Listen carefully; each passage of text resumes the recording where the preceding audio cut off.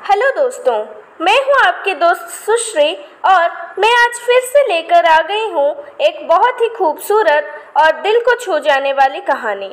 आज की हमारी कहानी एक लड़की के ऊपर है जिसकी बचपन में दिमागी हालत ठीक नहीं थी। इस कहानी में महिलाओं के अनछुए पहलुओं का जिक्र किया गया है। हमारे समाज के लिए और हमारी आने वाली पीढ़ी के लिए ये कहानी बहुत महत्वपूर्ण है। अगर हम नहीं बदल सकते तो इस समाज से हम उम्मीद भी नहीं कर सकते कि वो बदलेंगे। आगे की कहानी आप स्वयं एक्सपीरियंस कर सकते हैं और अपने सुझाव मुझे कमेंट के माध्यम से लिख सकते हैं। ये कहानी एक कल्पना मात्र नहीं है, ये एक ऐसी लड़की की सच्चाई है जिसने जीवन भर सिर्फ संघर्ष ही किया है, जिसने अपनी ज़िंदगी को सफल बनाने के लिए खुद ही समाज से झगड़ा किया।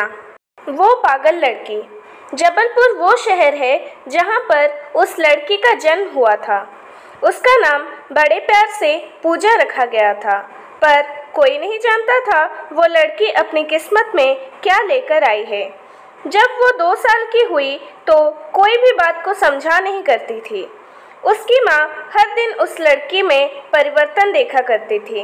वो छोटी सी बच्ची के मुंह से माँ शब्द सुनने के लिए तरसा करती थी, पर उसकी माँ को ये नहीं पता था कि उसकी लड़की में कुछ कमी है। एक दिन अचानक से उस लड़की को दोहरे पड़े और वो ज़मीन में लौटने लगी।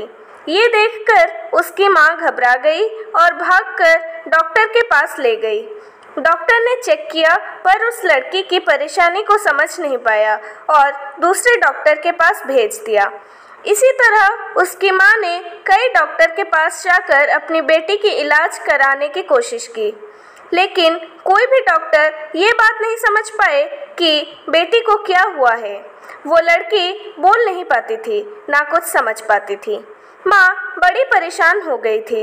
बेचारी घर घर में बर्तन मांजकर और इडली की दुकान लगाकर अपनी बेटी का इलाज कराया करती थी, क्योंकि उसका पति निकम्मा था, कोई कामकाज नहीं करता था। माँ ने हिम्मत नहीं हारी और फिर डॉक्टर के पास ले गई। डॉक्टर बोला, आपकी लड़की पागल है, इसे पागल खाने में भेज दो। माँ गुस्सा होकर बोली, डॉक्टर साहब, मेरी लड़की पागल नहीं है। और फिर वो वहाँ से घर चली आई। लड़की 4 साल की हुई, उसके स्कूल जाने का समय आ गया था, लेकिन उस लड़की को दोहरे पड़ना कभी बंद नहीं हुए। उसे स्कूल में भी दोहरे पड़ जाया करते थे। वो ज़मीन भी लौटने लगती थी। कभी कभी जब वो अपने दिमाग पर काबू नहीं कर पाती थी तो उसे अंदर से कई प्रकार की तकलीफ होती थी। उसे स्कूल के बच्चे हमेशा परेशान करते थे। सीधी साधी भोली भाली सी लड़की, उसे क्या पता था कि उसके दिमाग में परेशानी है। हद तो तब हो गई जब एक दिन स्कूल की टीचर उसकी माँ को बुलाकर बोली, आपकी लड़की तो पागलों जैसी हरकतें करती है। उसकी माँ बोली, टीचर जी, मेरी बेटी पागल नहीं है, वो बस बीमार है। पर स्कूल की टीचर कहाँ मानने वाली थी। उस लड़की को स्कूल से निकाल दिया गया। माँ परेशान रहने लगी। फिर दूसरे स्कूल में दाखिला कराया गया। वहाँ एक टीचर थी जो कि बहुत अच्छी थी। उसने उस लड़की को पढ़ाने की जिम्मेदारी अपने ऊपर ले ली। कुछ समय बाद माँ को एक नामी डॉक्टर का पता चला तो वो अपनी बच्ची को उस डॉक्टर के पास ले गई। डॉक्टर ने चेक किया और बताया कि आपकी लड़की पागल नहीं है। नाम बताओ जिसने इस लड़की को पागल कहा है, मैं इसे ठीक करूँगा। बस इसके पेट में एक पटार है जो धीरे धीरे इसके दिमाग में चढ़ने की कोशिश कर रही है, जिसकी वजह से इसको दोहरे आते हैं। मैं इस पटार को निकालकर नए तरीके से इलाज करूँगा। डॉक्टर की मेहनत सफल हुई, वो लड़की ठीक हो गई।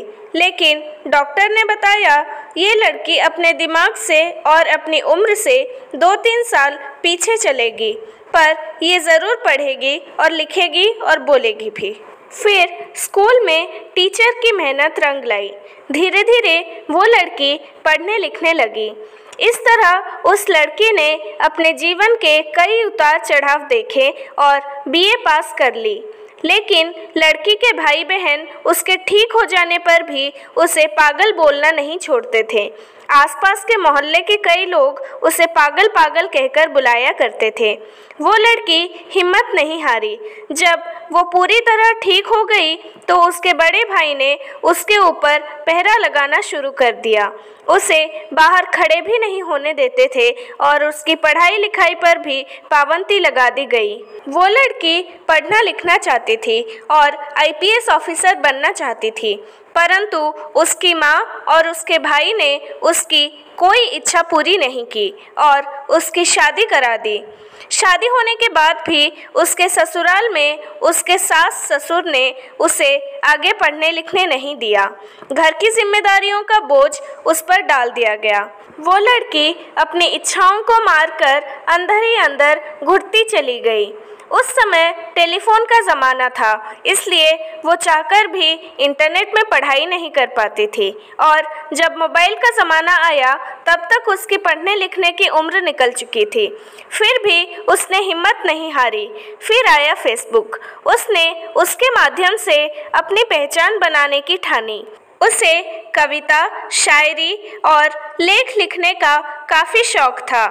11 और 12 क्लास में स्कूल की पत्रिका में अक्सर उसकी कविताएं और लेख छपा करते थे। उसी में वो खुश हो जाया करती थी, लेकिन शादी के बाद उसकी इच्छा दफन होकर रह गई थी। फेसबुक के माध्यम से उसने अपनी कविताओं और अपने विचारों को लोगों के सामने रखा, जिसमें उसको बड़ा मान सम्मान मिलने लगा था। अब मैं आप लोगों से ये कहना चाहती हूँ कि न जाने उसके जैसे कितनी हज़ारों लड़कियाँ हैं जो अपनी इच्छाओं को पारिवारिक मजबूरी या आर्थिक मजबूरी के कारण दबा दिया करती हैं। क्या लड़कियों की इच्छाओं का कोई वजूद नहीं होता है? क्या लड़की की इच्छा का इस तरह अंत किया जाना ठीक है?